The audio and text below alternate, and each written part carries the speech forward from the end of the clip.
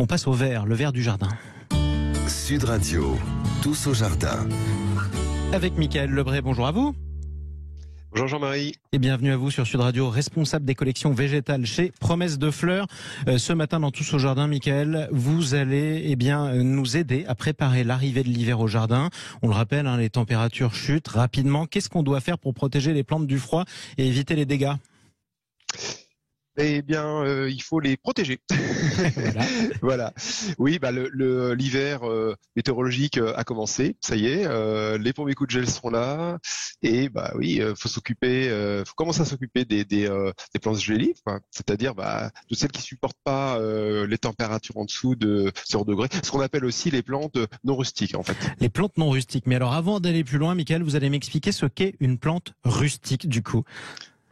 Alors, dans le langage du jardinier, la rusticité d'une plante se traduit par sa capacité à résister au froid et au gel dans une région donnée. Donc, il existe plusieurs niveaux de rusticité. Habituellement, on dit qu'une plante est rustique si elle survit sans dommage à des gelées inférieures à moins 15 degrés, qu'elle est peu rustique si elle meurt en dessous de moins 5 degrés et qu'elle est gélive carrément si elle meurt en dessous de 0 degrés. Donc, une plante dite rustique ne résistera pas de la même façon dans tous les jardins. La rusticité, ça va dépendre de nombreux facteurs comme l'exposition, la nature du sol, l'humidité, le vent, l'intensité et la durée du froid. Par exemple, on peut tout à fait planter un palmier qui est donné rustique à moins 10 degrés et le perdre lors d'un hiver humide alors que les températures ne sont pas descendues en dessous de moins 5 degrés. Donc rien de mieux que l'observation faite sur le terrain et je dirais l'expérience.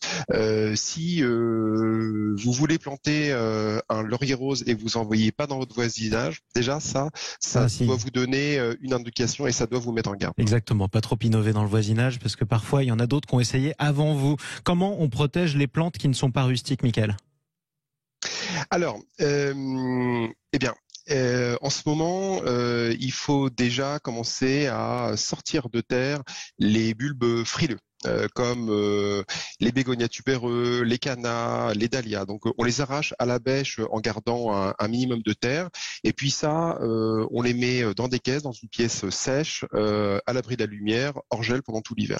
Ensuite, pour les plantes un tout petit peu plus rustiques, je pense notamment aux fuchsias, bananiers, aux rhubarbes géantes du Brésil, ou bien toutes celles qui sont trop volumineuses, on va les pailler. C'est-à-dire qu'on va disposer de la matière organique au pied des souches. Ça va être traditionnellement des feuilles mortes, de la paille. Donc ça va agir comme un matelas et ça va ralentir la pénétration du gel. Voire ça va pas du tout geler au pied. Donc il faut pas lésiner sur la quantité. On étale 20-30 cm de ce paillage au pied. Faut faire attention tout de même à une chose. Pour certaines plantes, ça peut être pire que mieux. C'est-à-dire que l'humidité va rester concentrée au niveau du collet de la plante. Et là, c'est dangereux. Et tous les végétaux, voilà, c'est ça. Tous les végétaux qui ne supportent pas ces conditions-là, toutes les plantes de sol sec et les plantes dites persistantes, il faudra pas les protéger à l'aide d'un paillage. C'est pour ça qu'il faut demander conseil à son jardinier. Comment on protège les autres végétaux, Michael ?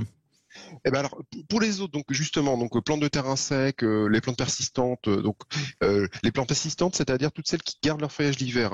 Ça va du laurier rose en passant par le palmier, par les agrumes. Eux, on va les protéger à l'aide d'un voile d'hivernage. Alors un voile d'hivernage, c'est un tissu qui va être non tissé, qui va disposer de plusieurs épaisseurs. Donc le plus courant, c'est le P17 pour 17 grammes par mètre carré. Il existe plusieurs épaisseurs.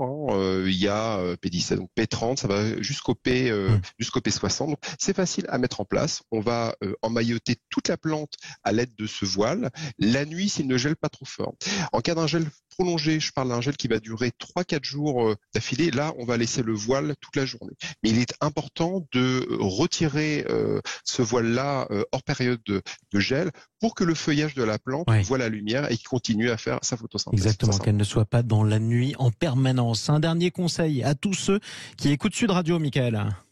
Alors, tout dernier conseil, il n'y a pas que les végétaux qu'il faut protéger du gel en ce moment. N'oubliez pas de protéger votre matériel d'arrosage. Et ne faites pas comme moi qui, l'année dernière, ai laissé à l'extérieur tout mon matériel d'arrosage et l'ai retrouvé fendu l'été dernier quand j'en avais besoin. Donc, c'est bien important de purger tous les circuits d'eau, les robinets, les tuyaux, les pistolets à eau et de ranger tout ce matériel à l'abri. Sinon, risque de casse assuré.